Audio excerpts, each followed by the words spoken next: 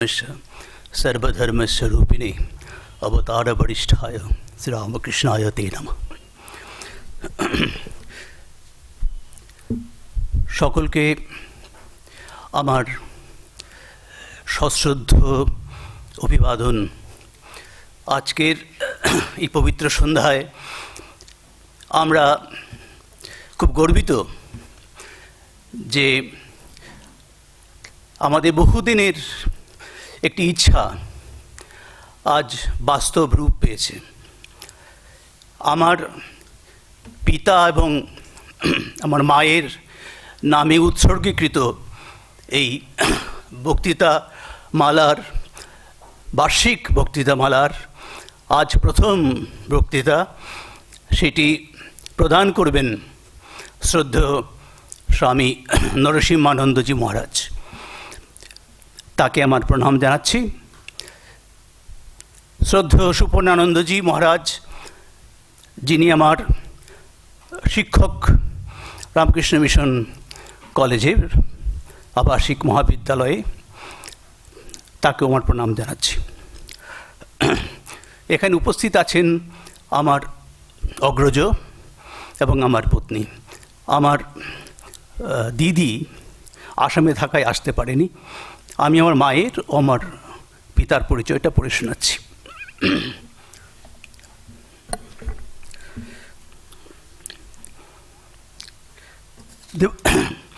দেবপ্রসাদ দাস পুরকায়স্থের জন্ম অধুনা বাংলাদেশের শ্রীহট্ট শহরে 1914 খ্রিস্টাব্দে। তার পৈতৃক বাড়ি শ্রীহট্টের পঞ্চখণ্ড গ্রামে। অত্যন্ত মেধাবী ছাত্র, তিনি স্কুল জীবনেই স্বাধীনতা আন্দোলনে জড়িয়ে পড়েন। ম্যাট্রিক পরীক্ষায় সসম্মানে উত্তীর্ণ হয়ে কলকাতায় তৎকালীন রিপন কলেজে ইংরেজি সাহিত্য নিয়ে পড়াশোনার জন্য ভর্তি হন।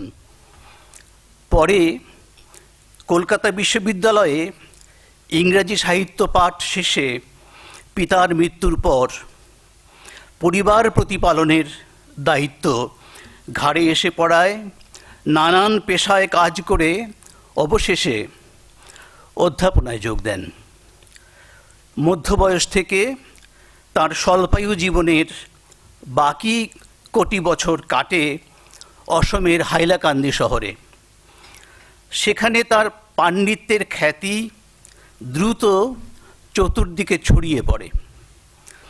1973 খ্রিস্টাব্দে 29শে সেপ্টেম্বর তার মৃত্যুর পর ছাত্রছাত্রী ও অগণিত মানুষ যেভাবে স্বতঃপ্রণোদিত হয়ে তাঁর চিতাভস্য নিয়ে শহর পরিক্রমা করেন, তা আজও শহরের প্রবীণেরা শ্রদ্ধার সঙ্গে স্মরণ করেন।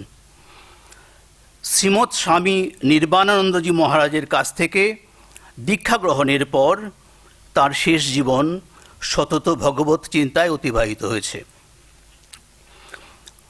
আমাদের মা ইন্দিরা দাস পুরকায়স্থের জন্ম 1925 খ্রিস্টাব্দে অধুনা বাংলাদেশের হবিগঞ্জ শহরে। হবিগঞ্জ জেলার লাখাই গ্রামের প্রখ্যাত দত্ত বংশের কন্যা তিনি। তার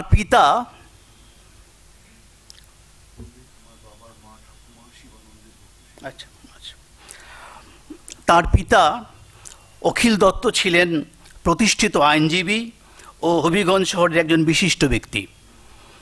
স্বামীর যোগ্য সহধর্মিণী ইন্দিরা দেবী ছিলেন ধর্মপরায়ণা, বিত্তশাহিনী ও জীবনের নানা উত্থান পতনে অবিচল। আর্থিক অসচ্ছলতা, শারীরিক ব্যাধি সবই তার অটুট মনোবলের কাছে পরাস্ত হয়েছে। হাইলাকান্দি শহরের ইন্দ্রকুমারী বালিকা বিদ্যালয়টিকে প্রায় জন্মলগ্ন থেকে তিল তিল করে বড় করে তোলার কাজে যে মুষ্টিমেয় কয়েকজন শিক্ষিকা নিজেদের নিয়োজিত করেছিলেন, ইন্দিরা দেবী তাদের অন্যতম। সকলের প্রিয় ইন্দিরাদি এই স্কুল থেকেই সহকারী প্রধান শিক্ষিকা হিসেবে অবসর গ্রহণ করেন। শ্রীমৎ স্বামী নির্বাণানন্দজি মহারাজের আশ্রিতা এই দৃঢ়চেতা নারী 1999 খ্রিস্টাব্দে 24শে জুলাই রামকৃষ্ণ লোকে গমন করেন। আজকে আমি আগেই বলেছি আমরা কৃতজ্ঞ যে স্বামী নরসিংহানন্দজি মহারাজ, সেক্রেটারি রামকৃষ্ণ মিশন সেবাশ্রম কোঝিকোড কেরালা, এই ভাষণটি, তার ইংরেজি ভাষণটি প্রদান করতে রাজি হয়েছেন। এই প্রসঙ্গে একটি কথা অত্যন্ত আশ্চর্য লাগে ভাবতে, এবং এটিই বোধহয় অদ্ভুত দৈব যোগাযোগ, যে আমরা আজকে এই অনুষ্ঠানটি দেখছি শিবানন্দ হলে বা শুনছি শিবানন্দ হলে, এই ভাষণটি শুনবো আমরা, এবং এই হলটি যার নামে উৎসর্গীকৃত, মহাপুরুষ মহারাজ বলে যাকে আমরা চিনি, সেই শিবানন্দ মহারাজের কাছেই আমার ঠাকুমা দেবপ্রসাদ দাস পুরকায়স্থের মা দীক্ষা গ্রহণ করেছিলেন। এটা এক আশ্চর্য দৈব যোগাযোগ। সবাইকে আমার নমস্কার, প্রণাম জানাচ্ছি, মহারাজকে প্রণাম।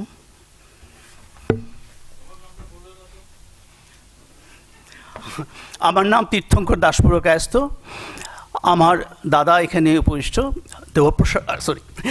দীপঙ্কর দাস পুরকায়স্থ, আমার স্ত্রী নীলাঞ্জনা দাস পুরকায়স্থ।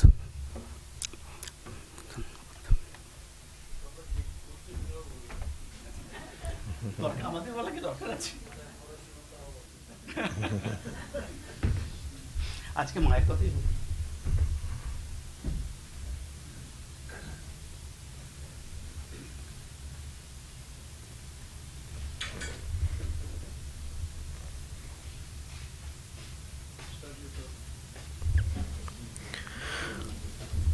ॐ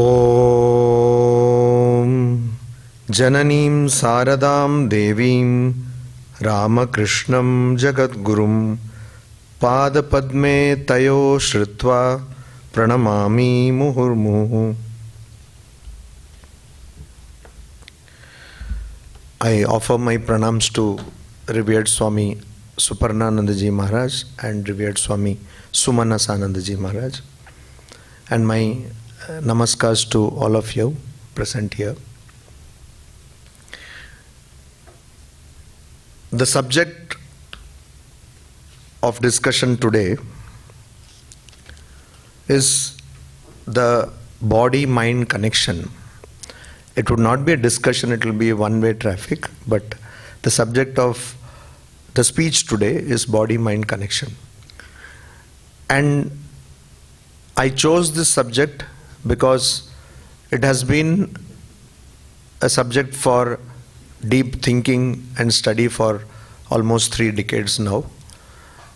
And it comes from the idea of Swami Vivekananda, who constantly used to emphasize that it is faith in yourself that would lead you to do anything or not do anything.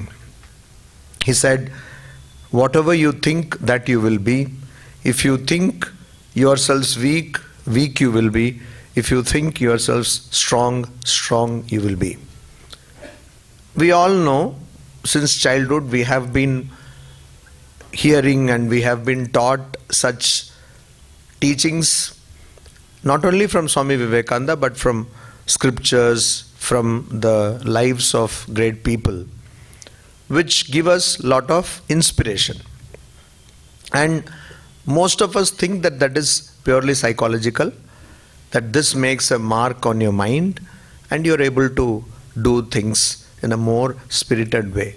Now that is the question, whether this is purely psychological. Is there any physical aspect to this? When we hear such statements, does it really change anything in our body? How can it be that somebody says this and we hear it over and again and we get inspired to do something physically? What is that connection? That is the scope of today's talk. Before that, we need to understand certain basic concepts. In Indian philosophy, Bharatiya Darshana, we consider that a person has 3 kinds of bodies. Most of you might be aware of this, I'm just reminding you. One is called the Karna Sharira, or the causal body, which is ignorance. It is not a body, it's ignorance, which causes the birth and death. We also believe in rebirth or reincarnation. So the repeated birth and death, this cycle, this unending, seemingly unending cycle, is caused by this ignorance. And that is what remains when you experience deep sleep. Then there is the subtle body, Sukshma Sharira, which consists of Ahankara, that is the idea of you, Chitta, Manas, and Buddhi. So when I refer to mind in this talk, I am referring to this Manas. This is not brain. Brain is found in the gross body, which is the third kind of body. So in the gross body, in the waking state, gross body, subtle body, and the causal body are active. In the dreaming state, only the causal body and the subtle body are active. And in the deep sleep state, only the causal body is active. So when I say body, I mean this gross body. And when I say mind, actually I mean Manas, which is subtle body, which is not brain. Now whether there is any connection, whether there is any link between this Manas and this brain. Does brain operate based on Manas? Do our thoughts direct our physical body? Because we do experience, if a person has some kind of depressed mind, one does not like to, I'm not talking about clinical depression, just somebody's mood is low, then that person does not want to move around, work, etc. So what is the connection? And that is why all the treatment methods available to us today focus on both the psychological aspect and the somatic or the physical aspect of a person. What is this connection? Much of what I am going to tell today is based on research in the field of neuroscience for the last 2 decades.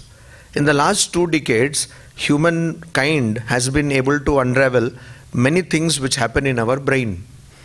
And it is surprising and astonishing how they have been thought of in our Upanishads, Gita, and by Sri Ramakrishna and Swami Vivekananda.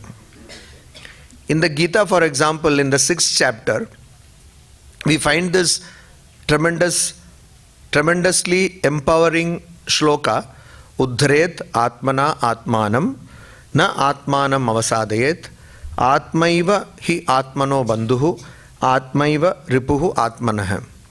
So that means here the word Atma has been used in 2 meanings.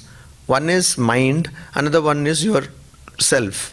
So you have to uplift yourself through your mind, and you should not let your mind go into desolation or depression, because your mind is your friend and mind is your enemy. That means properly directed, your mind is your friend, and if it is not getting proper direction, it can turn itself into enemy. Not only that, we see in our scriptures a proper hierarchy of the sense organs, the body, buddhi. Again, when I say buddhi, it does not mean the brain, it means the buddhi, which is part of the Sukshma Sharira, subtle body. So there is a hierarchy which we find in the Upanishads, we find also in the Gita.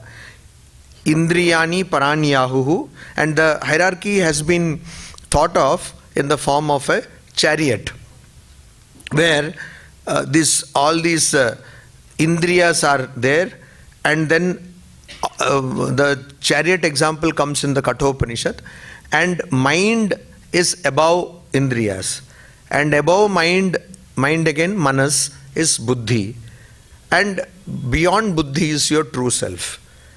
Now, how does the mind, so that means the mind can control, Manas can control everything below the Manas, that is the Indriyas and the body. But if it does not get controlled, means if the Manas cannot control these, then it will in turn get controlled by the Indriyas, which again we find in the Gita. Indriyanam hi charatam yan manah anuvidiyate tadasya harati prajnam vayurnavam iva ambasi. Just like a boat caught in a storm, a mind which is totally not controlled, uncontrolled mind. A person who just has a mind which follows the sense organs. Indriyanam hi charatam. That mind meets the fate of a boat which is caught in a shipwreck. Means in a storm it gets shipwrecked. So here I would like to draw your attention to something which you all know as placebo. You all know what is placebo. I had the fortune of serving for little more than 4 years in our ashrama in Vrindavan.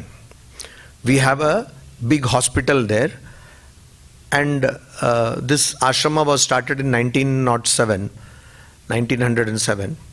So it is more than 100 years old now. And we have a big hospital, we do many activities there. So we also have rural medical mobile facility where we go to various villages and we offer medical services. So there we used to see, we used to go to Gokul. There is this place, famous place of pilgrimage, Gokul. Then such places. We used to see there these village folk, village people, they used to come and they used to say that their knee is aching, their back is aching, and they used to say in Braj Bhasha accent, "Sui laga diyo, doctor ji, sui laga diyo," means you put vaccine. But of course doctors are trained doctors, they know that these vaccines will not be of any help there. So they used to say, okay, we will put. They never used to deny. So what they used to do is, they will just take a saline solution and put into the injection and syringe and they will inject. And they will be very happy. Doctor sui laga diyo. They're all very happy. And they used to also do something which we used to call medicine shopping. They will come and tell that I want 10 paracetamol, this like that. Because they have been asking their neighborhood what is the medicine they want, and they will just pose as though they have fever and they will say we want. So they will stock up medicines for the entire, till we go the next time.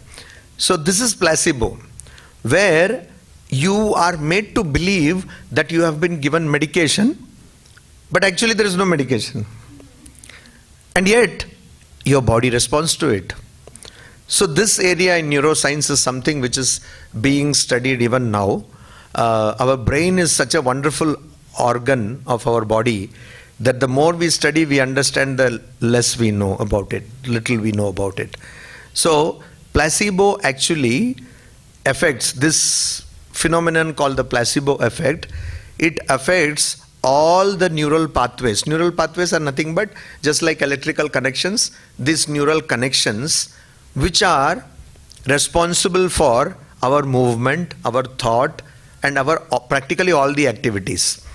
It starts, I will not bore you with, burden you with technical terms, but it starts somewhere from a place called anterior cingulate cortex in your frontal cortex. So it starts there and it percolates to the entire body, which means basically that if a person believes that I can do this, your nervous system will support your thought.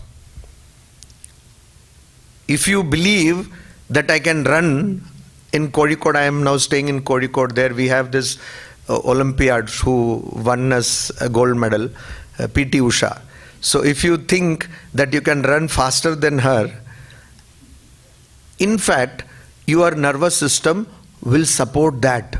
Your entire nervous system will align itself so that you will be able to achieve that power from your body, physical power, to run.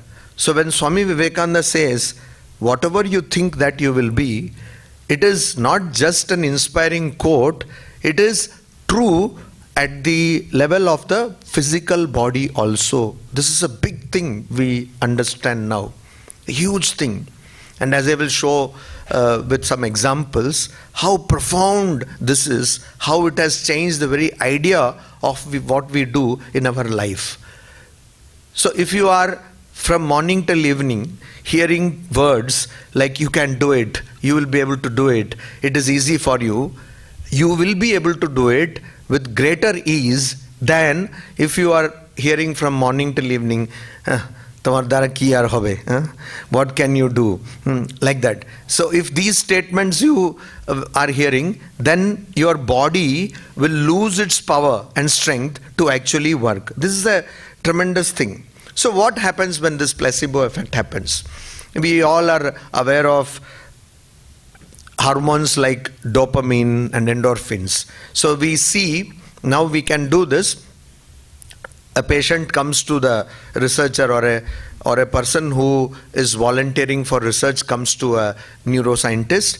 So you say that, you see, we will give you some medicine which will give you lot of calm, and you just inject some saline drip or some just ordinary glucose, and then you try to study using electroencephalogram that person's brain EEG wave, and then you find that all these dopamine and endorphins are released, and that person gets some neurotransmitters which are called feel good neurotransmitters.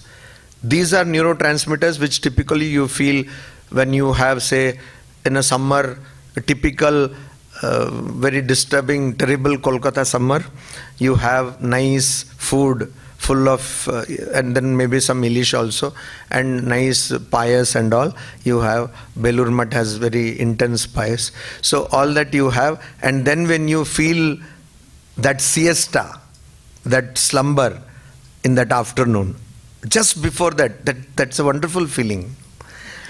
And that after that also there is a wonderful feeling. That feeling is feel good feeling. Okay. So that is why in our hostels, when some boy, usually these boys, they become homesick just after coming to hostels. Maharaj was there in Narendrapur. Maharaj, they have great experience in managing kids. So they, when they used to have this homesickness, our Bhandari Maharaj will give them a sumptuous meal, some extra rasgulla, extra payas. Then they will go to sleep, and when they get up, the whole world will look very rosy. Because that feeling is called feel good. And there are neurotransmitters which actually give that feeling. And these neurotransmitters increase when you get this placebo effect. Basically, when you think that everything is going to be okay, these effects will happen. So all it needs is some kind of thought, either by a book or from some person whom you respect, you adore, you look up to. These ideas go to your mind, and that is what is needed to get this increase in feel-good neurotransmitters. And to give an idea where in the brain it happens, so there is some place like this here. It is like a collar kind of place. That is what I was saying, anterior cingulate cortex. It is here. It looks like a collar. The collar is like this. It looks like that here, both sides of the brain. And this area, and here, where your sleep, hunger, death, fear of death, all this is controlled here. It is also called the limbic brain. So entire, across the range of your brain, this placebo effect works. And so it is a powerful thing. Swami Ranganathananji, who was the 13th president of our Ramakrishna Math and Ramakrishna Mission, who was also a secretary of this institution for some time, he used to say that the words of Swami Vivekananda are like bombs. They go into you and they explode and they change your entire being. I started studying neuroscience because of the inspiration I got from Swami Ranganathanandaji, who also studied it till some years before his passing away. He used to read neuroscience textbooks, not the popular science books. So actually these ideas, they create a big revolution in your neural network, in your neurological system. So we need not look at them as just words or quotes by some great personality. They have the ability to change your entire being. As there is placebo effect, there is something opposite to it also, and that is called the nocebo effect, on which for the last 1 decade, about 10 years or more, much research has been done. And why is that research why has it been done? We see in social media and other social platforms that people are given destructive ideas. Just like we get positive, constructive ideas, there are negative, destructive ideas also which people get. And these ideas, if you look at the political situation across the world today, you will find that many countries like Nepal, Sri Lanka, etc., Bangladesh, are facing this negativity. And this negativity is also infectious. At the same time, it is also very powerful. It goes across your body. And that is called the nocebo effect, which Swamiji says, if you think yourselves weak, weak you will be.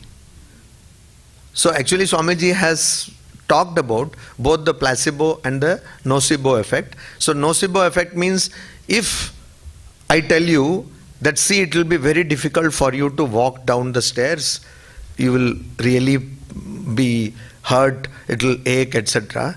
Even though you are in a good health and otherwise you can walk, if I keep on telling you this, after some time you will also feel that pain. It's not just you will not have the mood to walk, you will actually feel the pain. So this is same effect as in placebo effect, only thing is the opposite is the consequence. There it is a positive feel good, here it is a feel bad neurotransmitter which happens. Then the good news is you can condition both these. You can regulate placebo effect, you can regulate nocebo effect. So many people say, Swamiji, when we feel bad, we go to YouTube, because all Ramakrishna Mission monks are supposed to be in YouTube. So they go there and they listen to all this Swamiji's talks and they feel nice. So it is not just about listening to some words, they actually feel nice at a very neurological and physiological level. Now I am going to share a story, an incident which happened, which revolutionized the way we look at the human brain. Sri Ramakrishna says something. He says, Javat bachi, tavat shikhi. Means I learn so long as I live. This has a physiological aspect. In our body, there is only one organ which continues to grow, adapt and evolve itself till we die. And that organ is brain. After about 25 years, most of the growth in a human body stops and the human body starts decaying. But this organ, brain, it continues to grow and evolve, adapt, change till you die. And the moment it stops that, you die. So this is what is called, this ability of the brain to change itself, adapt to new situation, is called neuroplasticity. When in science we say something is plastic, it means it is malleable, it can be changed, it can adapt, etc. So the neurological system itself is quite plastic. Does not mean that it does not have emotions or something, because if you have a plastic face means you don't have any emotion. Not in that sense, but it means that it can adapt itself. There was a doctor, a woman, her name was Karen Pape, Karen Pape, P-A-P-E. She was what we call a neonatologist. That means these are the people who treat children who are just born, newborn kids. And so she came across a child who was born in 26 weeks.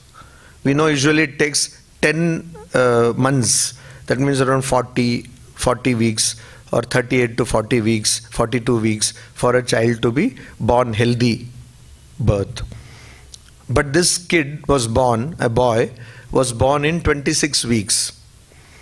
And because the kid was a premature baby, the boy was born with improper growth or not proper growth of the brain structure.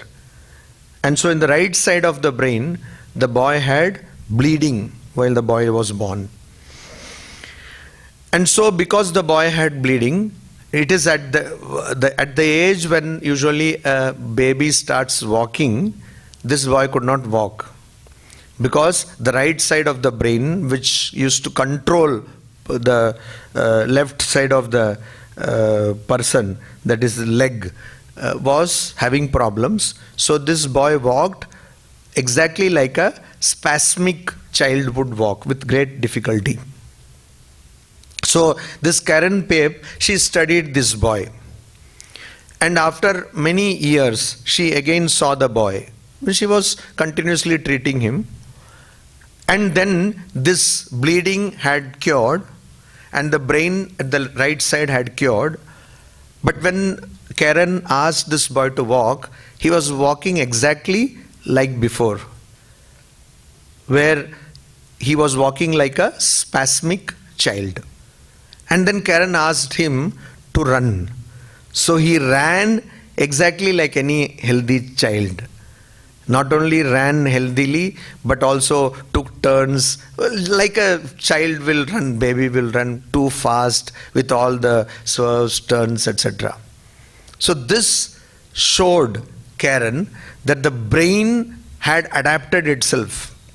Because at the age when he could walk, he experienced pain, so the brain recorded that.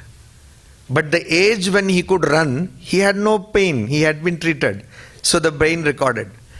And that led to her book on neuroplasticity, which is titled The Boy Who Could Run But Could Not Walk. So what does this teach us? This teaches us that we can train our brain. All the mantras that you hear, if you read the mantras, if you chant the mantras, even if you don't understand Samskrita, even if you don't chant it properly, the very fact that you are chanting the mantras is that you are in a particular state of mind. That is, I am chanting something holy. And this holy thing has been chanted by many people who were also holy. And they have realized something. This idea is there immediately as you start chanting. So during Durga Puja we see all kinds of mispronunciations of all shlokas across Kolkata, across West Bengal, elsewhere also. So, but even with this mispronunciation, the person who is chanting and also the person who are hearing are having that state of mind that I am chanting this to ennoble myself, elevate myself, and I am invoking God. So when that happens, automatically you are training your neurological system to do things which will enable you to become elevated. So one of the big applications of this knowledge is to prevent addiction. We know, I also come from a state which is a great victim of drug addiction.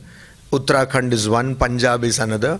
So, but when we give this kind of idea, say Swami Vivekananda's ideas, or ideas that you are not this body, you are not the mind, then they work through your neurological system and they prevent you from becoming addicts of any kind, addict to anything, slave to anything. That's a huge discovery. And so this neuroplasticity means all we have to do to become good. See where it goes. Read Swami Vivekananda half an hour every day. Imagine if by reading Swami Vivekananda half an hour every day, we would be prevented from becoming slave to some kind of habit formation, drug addiction or TV addiction. Many people are now addicted to Facebook Reels.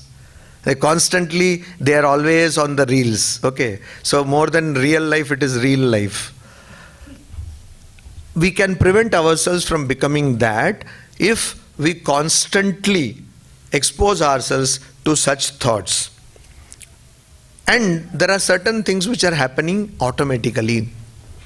And those automatic things, there are many illustrations from the lives of Sri Ramakrishna, Swami Vivekananda and Holy Mother Sri Sarada Devi. We will see some. So our body has something called the proprioceptive systems. Just ignore these technical words, focus on the content. I have no idea to frighten you. Also the age group is too high, so I don't want to create any kind of complication. So proprioceptive system That means your body, your brain, is constantly monitoring things which are happening automatically. We have no clue. If I ask you, what is your heartbeat? You cannot tell me. You need some external device, somebody who can read that device also.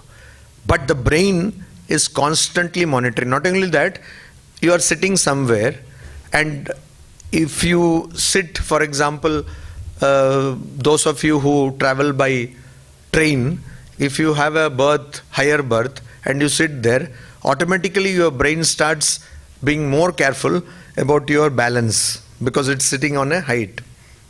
Many people go to Himachal Pradesh, Uttarakhand and all, and they will go to some river and they will see a rock and they want to go on top of the rock, sit and take photo of meditation. So that they do. When you do that, at that time your brain becomes more active about the place you are. I am now sitting on the stage and immediately my brain has become more active because it is a higher altitude than normal. This is called proprioceptive system. Suppose you are touching a surface without even opening your eyes, your brain is automatically become more careful about that surface. And there is a terrible disease called Alzheimer's, where this proprioceptive system is affected. So if you meet an Alzheimer patient and give that patient a knife, that patient will run one's fingers on the edge of the knife. They have forgotten that the knife is sharp and it will cut. So it's very difficult to attend on a Alzheimer's patient. So this proprioceptive system helps you do things automatically without even realizing. We don't realize this. For example, he is putting his leg on his another leg, sitting cross like that, and he is moving his feet. No, you can move. He suddenly stopped when I said that. So you can move. So when you do that, it's an involuntary movement. You don't think about it. But when you're moving, your brain is completely focused on what happens. Suppose a cat were to, I don't think a cat will come into this hall, but suppose a cat were to come there, even without realizing, you will pull back your legs. That is what happens. Now, why is it important here? Whatever things your brain has been processing, whatever ideas about yourself and about the environment brain has been processing, that will be useful for this system to function. So, suppose you have been constantly saying that I am not the body, I am not the mind, I am not the body, I am not the mind, I am the devotee of Sri Ramakrishna, or I am the child of Sri Ramakrishna, or I am child of God, or I am Brahman, your pain threshold will increase. What is pain threshold? The amount of pain which you can experience, endure, which you can forbear, that will increase. So we know pain threshold is different for different people. It varies from person to person. That will increase because you have been training your brain saying that I am not the body. So when people say, hey, egolo mantra avde kono lav ache naki, shudhu erokom kling plung erokom bolcho, that is not true. Mantra avdale lav ache boi ki ache. So that one has to understand, oh, it is true, because that is constantly influencing your entire neurological makeup. Now I shift to another topic, again connected with our brain, which has been researched on so much in the last 4-5 decades, but still we are not very clear about it.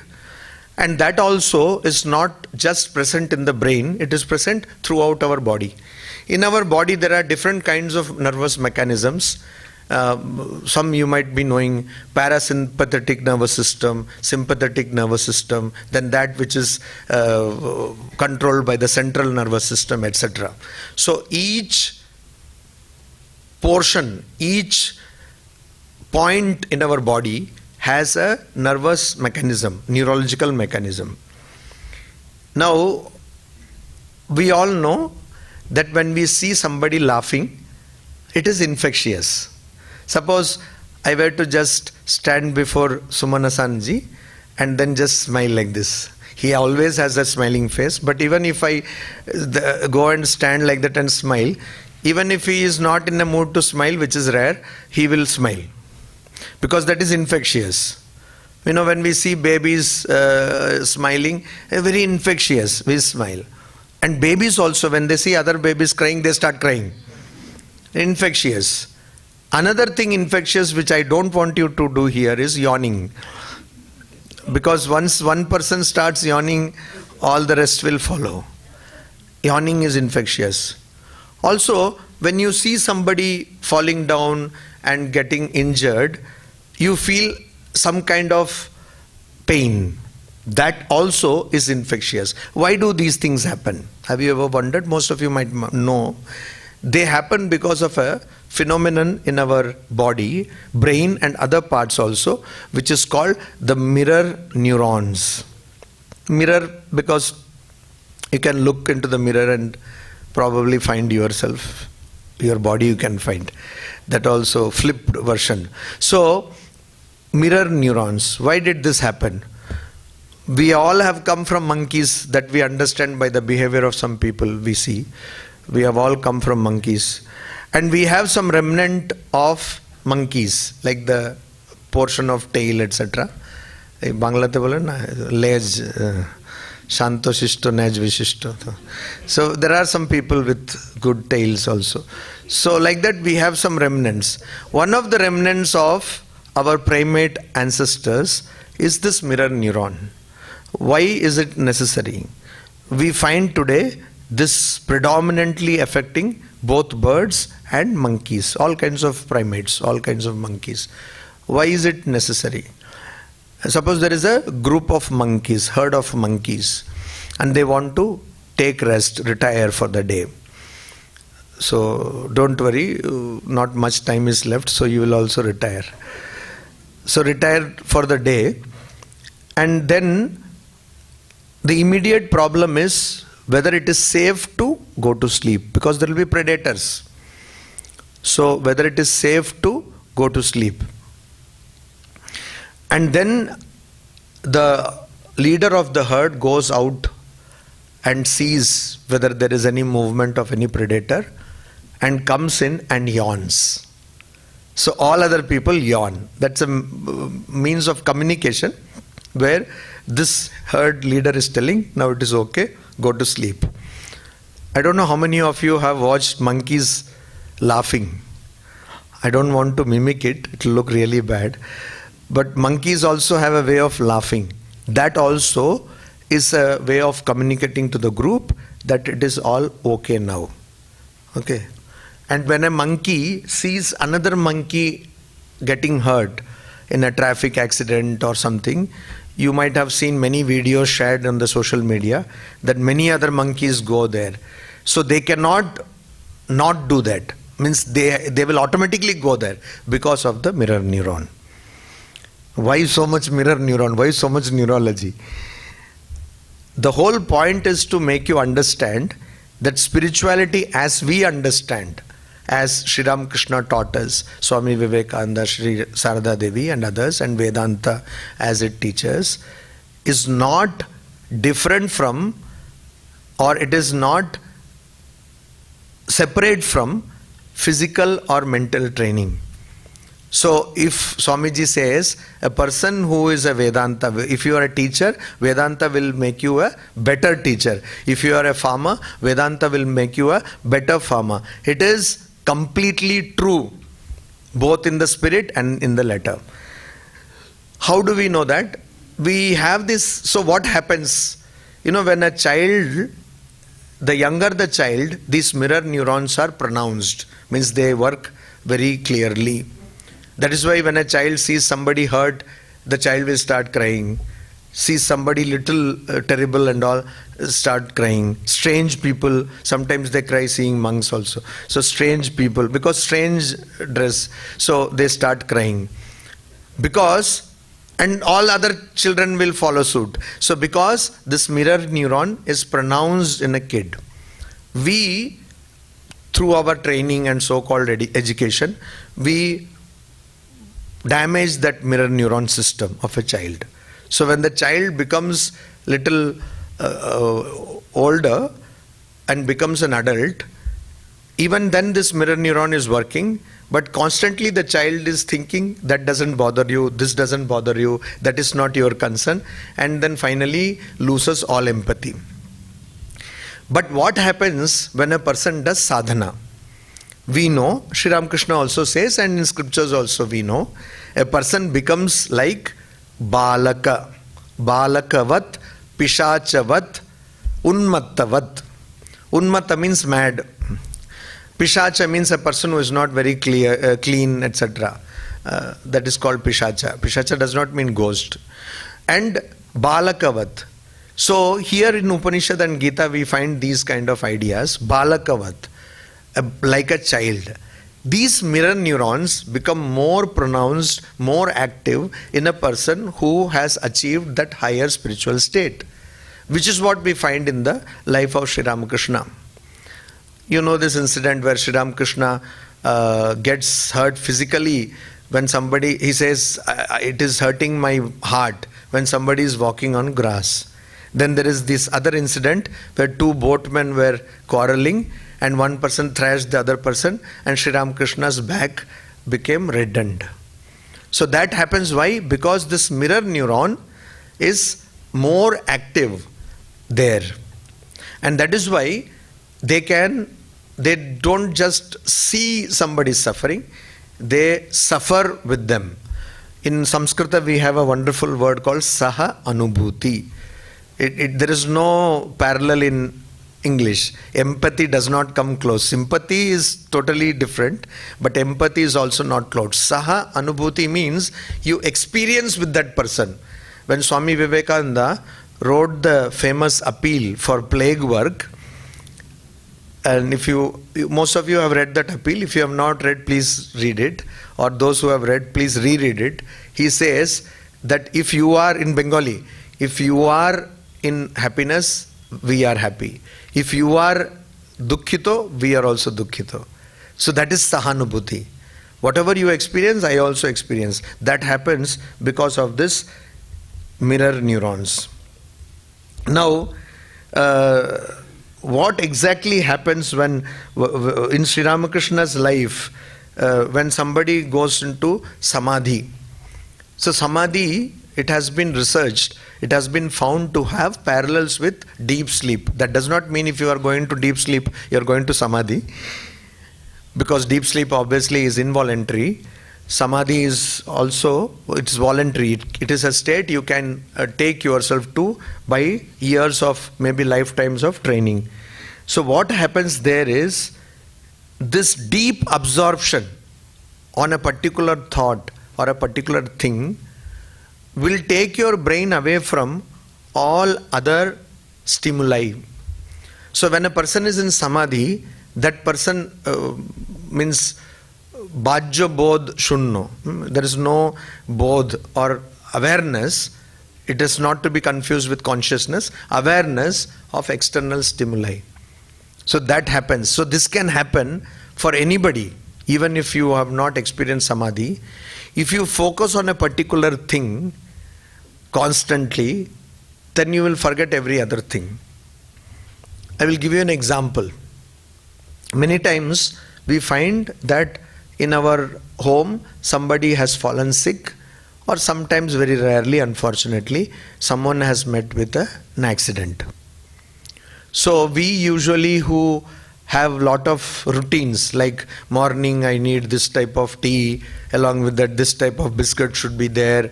Okay, before going to restroom I need this, after restroom I need this, in restroom I need rest, etc. We have so much routine. But when a person who is near and dear to us falls sick, all that routine goes away. We suffer enormous pain without even understanding, and we don't even acknowledge that we are suffering pain. We all do it so lovingly, with full energy, for many days. And we talk about time management.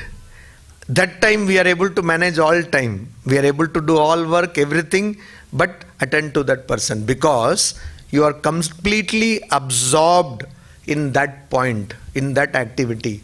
And so all other activities are of no consequence or they are of less importance.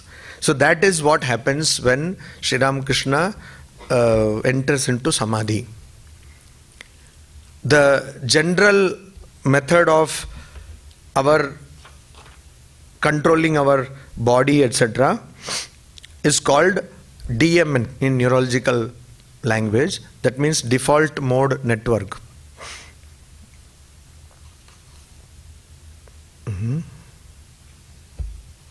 He was coming, I was afraid. He'll tell now stop something. Usually they give some chit and all that. So I'm seeing he's coming late. Then he said, no, you carry on. We won't allow him to. Also,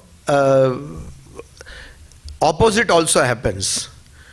Sri Ramakrishna, we know the famous incident where he had injured his arm and he was going and saying, you see, now my mind has been brought down to my arm, etc.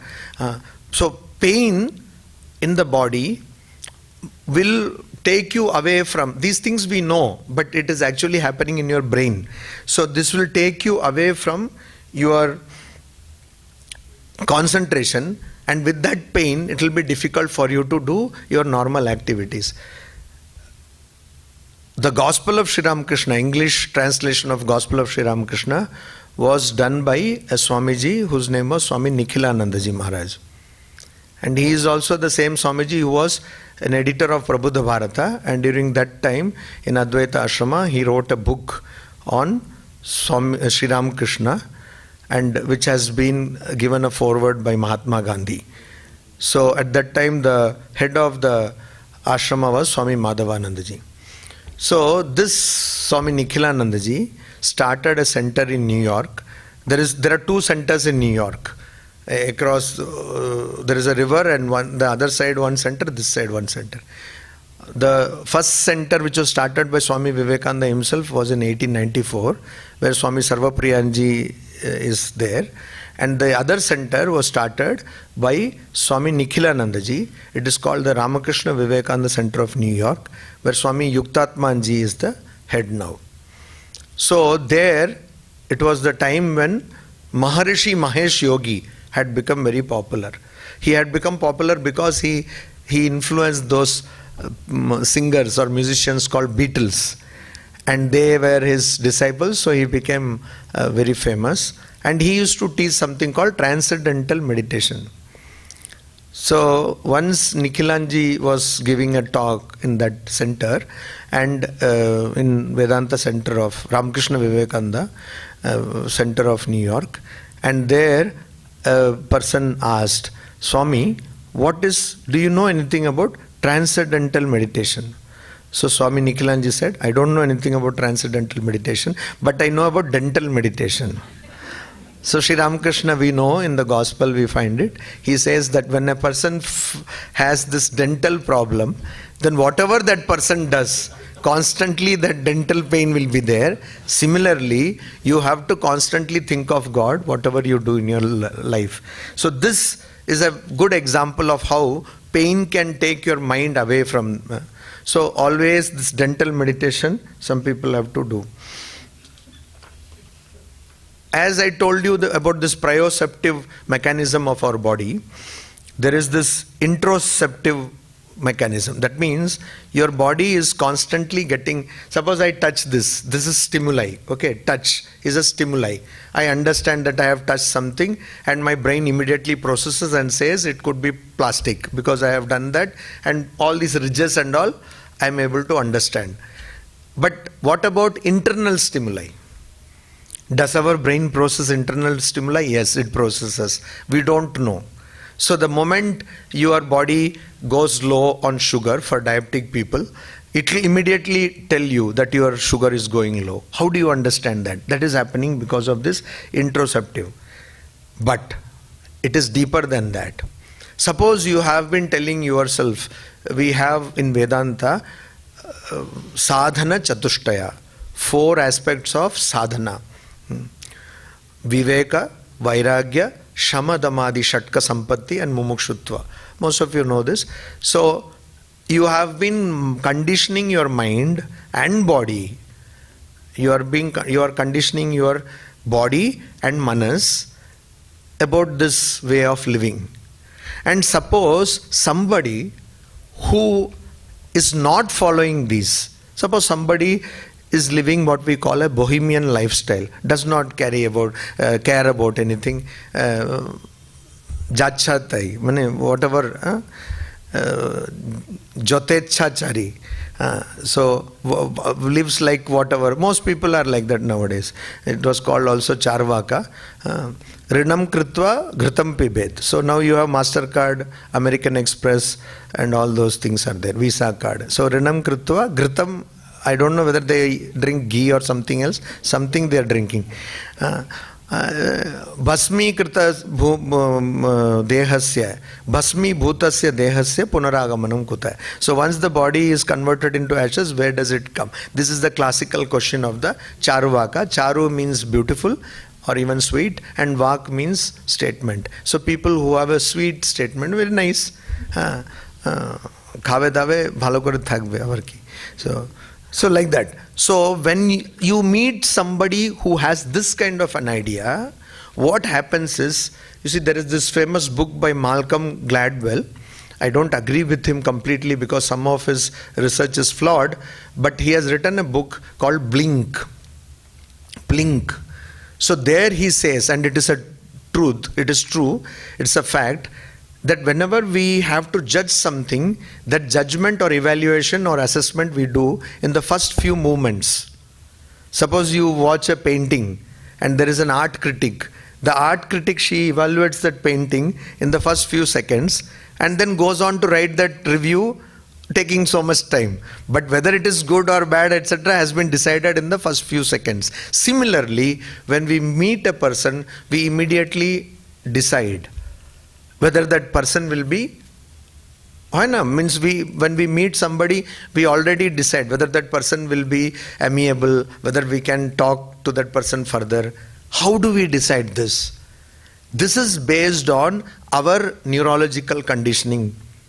Swami Ashokananda ji, when he was in Advaita Ashrama, when he was the editor, because of popular demand, he wrote a small book.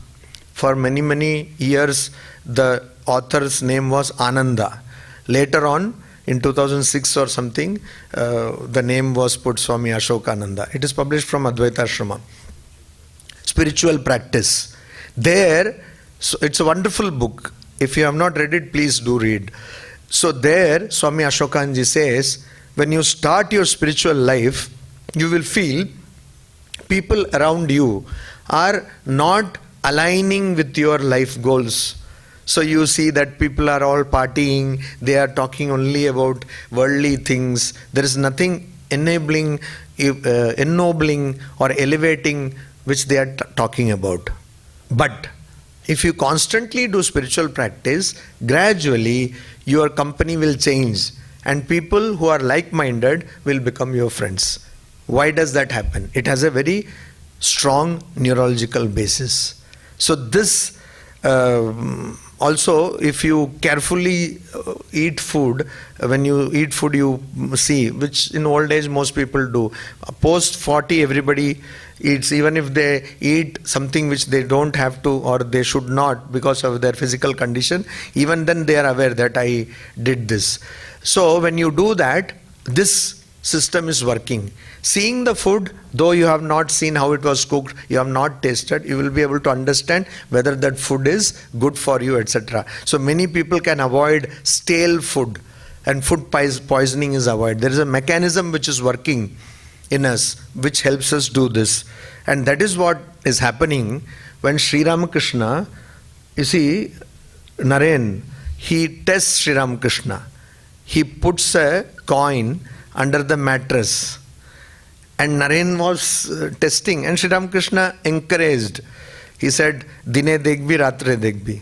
You will check the master, your guru, both in day and night. So he put the coin, the mattress, under the mattress. Sri Ramakrishna had no way of knowing it, but when he touched, he could not touch the mattress. So that happens because of this. And this, the entire body, when you say, even when you do japa, when you take the name of whatever mantra has been given to you, your entire body is getting realigned. Your entire awareness is being reconfigured. So much is happening. It is not a joke. Even when you are hearing this talk, your entire neurological system is being rewired. And this happens constantly. So the more it happens in a positive way, it is better for us. And the less it happens in the negative way, it is better for us. So it is not for nothing that Sri Ramakrishna used to say that newspaper you should not read, or he used to sprinkle Ganga water where newspaper was kept. Because that creates a disturbance in your entire physiological setup. So this we see also in Sri Ramakrishna's life. Also we see this in the life of Swamiji. Now Swamiji in Raja Yoga, he talks about pranayama. Pranayama, the word we know, that means controlling, directing or training the energy. Prana just does not mean only breath, it means energy. So control, there are various forms of energy which are working in our body. So to control or to direct them. So how to use less energy? Sri Ramakrishna observes the breathing cycle of Narendranath and says that you will not live more. So Ayurveda says that your number of breathing cycles is fixed. For everyone it is the same number. Our age varies according to when you will finish those number of cycles. That is how. So if you finish it quickly, you will pass away quickly. If you can extend for more. So how to have the economy of using your bodily resources less. For example, most of you who use your laptop, etc., or even in the mobile, there is a mode called power saving mode.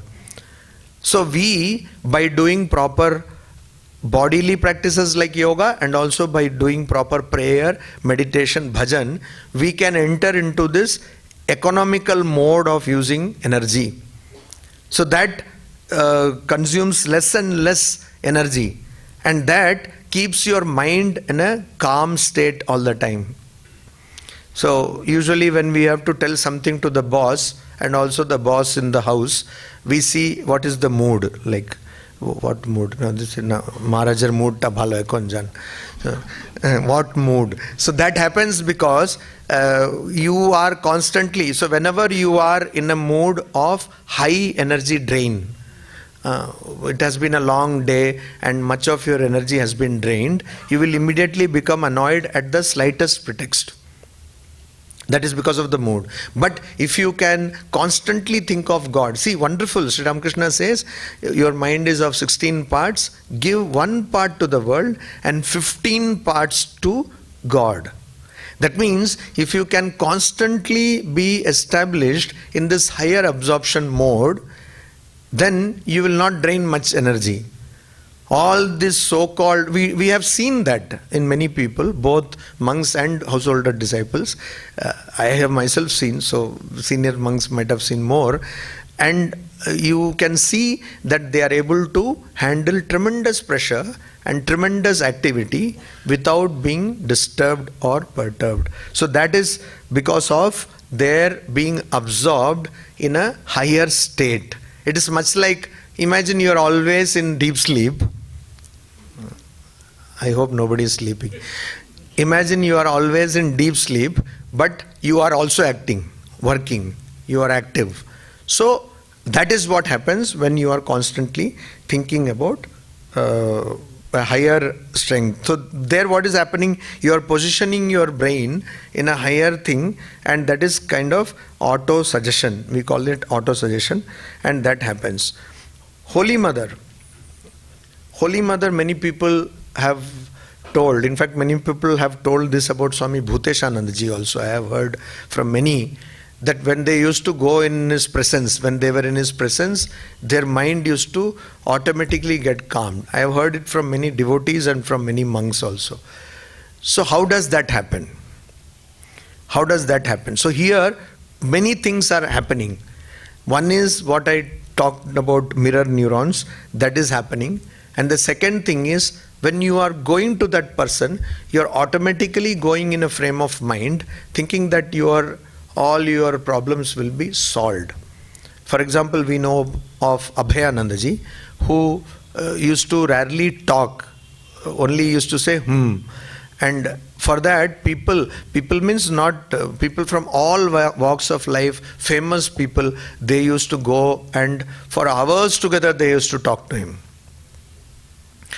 Swami Yatishwaranji used to say that you need to read the books of Dale Carnegie. You know Dale Carnegie?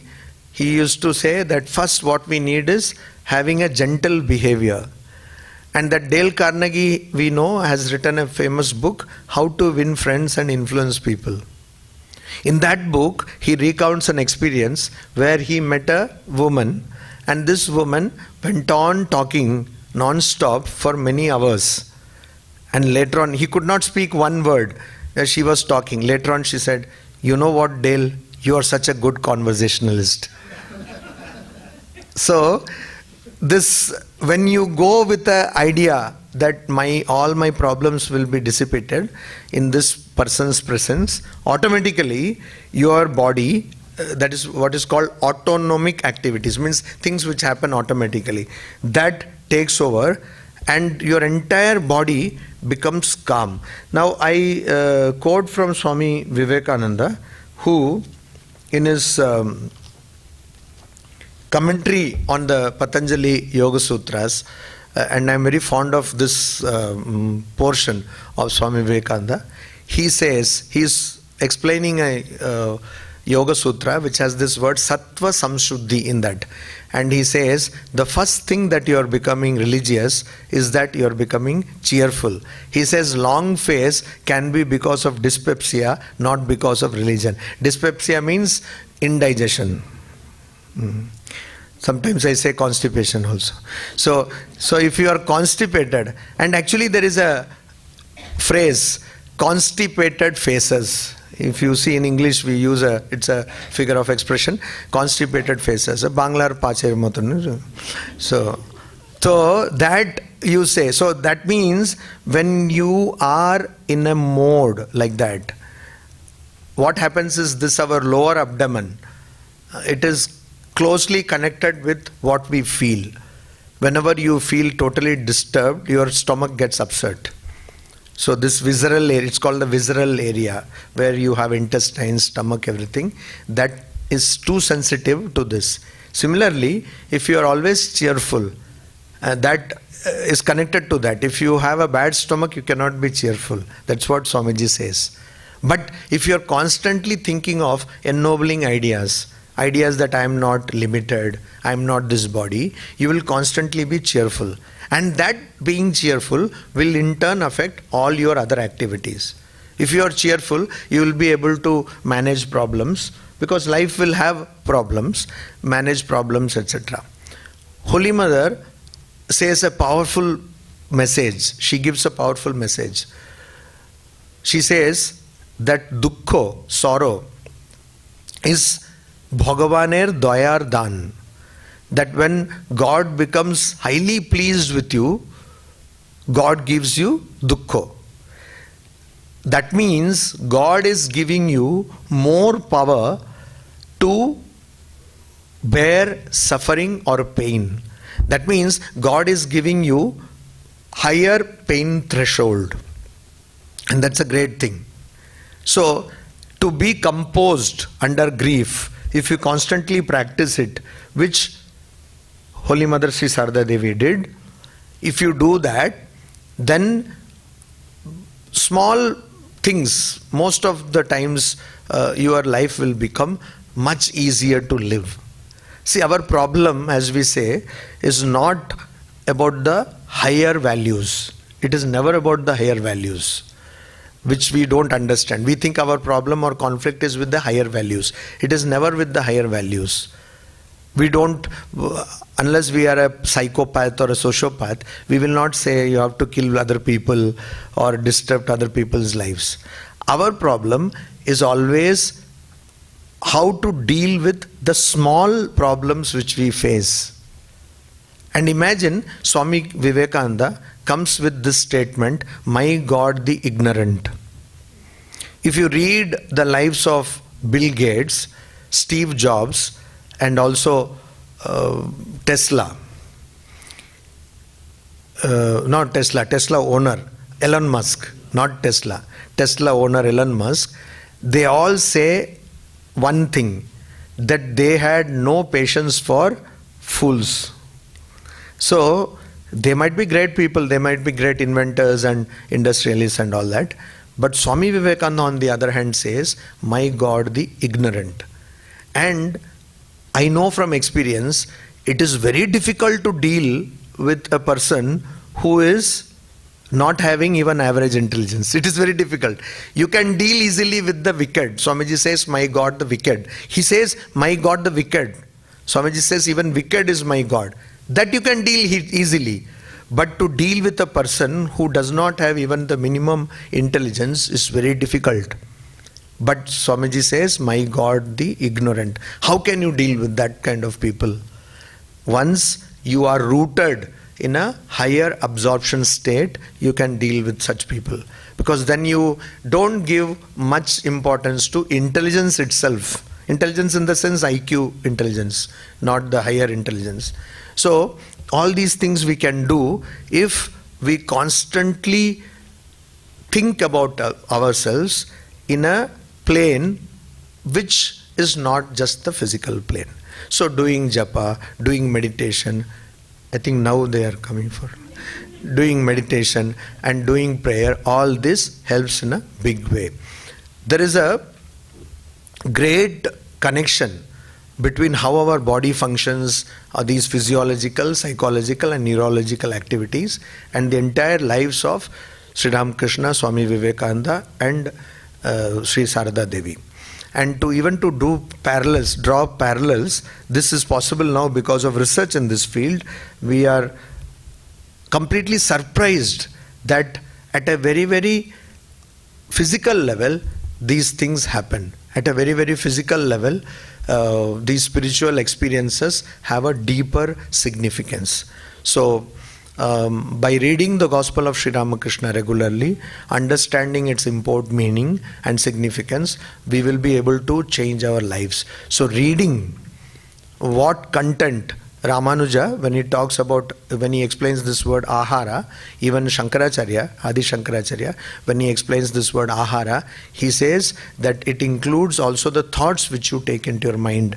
So we have to be careful in today's day and age to be very, very alert on what goes into our mind. And that will become what is called in the Bhagavad Gita, Jnana Tapas. Jnana Tapasa Puta Madbhavam Agataha. And being purified by that Jnana Tapas, we can attain the holy feet of Sri Ramakrishna.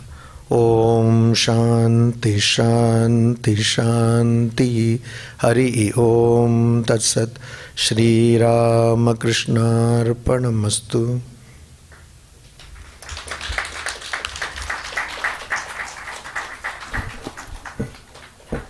So my thanks only to Swami Narasimhananda ji. His monastic name is Sudhakar. You know the meaning of it, Sudhakar. That which is not nectar has been made nectar. He did that. Sudhakar. যেটা সুধা ছিল না এটাকে সুধায় রূপান্তরিত করছে. That which was not Sudha, nectar, has been made it. So he dealt with so many ideas. And he has much more such ideas in store. He is ready to speak out so many things. Time is short. And since his English is so sweet and so simple, you all enjoyed, I think. Swamiji once said that when we fix up our goal in the outside of ourselves, we are all dualists. We have faith in body. We take body as real. Mind that. And when we seek the truth within, we are all Advaitins. That is the starting point. We start with mind. And Swamiji rejected nothing, none. Body is a means. Because in this body alone we can have the realization of the greatest. So you cannot discard body as being a trash. Body is so important. And mind, even when you are sleeping, your mind is very much active. So do not feel that body alone is true. Because body could be seen and mind could not be seen. Mind is wrong, mind is false. Not that. When we are in sleep, when we are in samadhi even, our mind is very much active. We are very much active. We don't say mind. We are very much active. So what is this we? We are active in the body when we are in the waking state, Jagrata Avastha. We are very much active. In what sense? When we are in sleep. In sleep you dream, and in dream we are very much active. We are moving about, taking our mind from our body. Mind and body are separated completely. So that's a great idea. And he assimilated so many ideas, physiology, neurology, ecology, every logy that we have in our vocabulary. He dealt with that. Those things, and still more is left out. I know that. So you will be coming, you be a regular visitor, brother, to this institute and inspire our devotees. Thank you all. Thanks.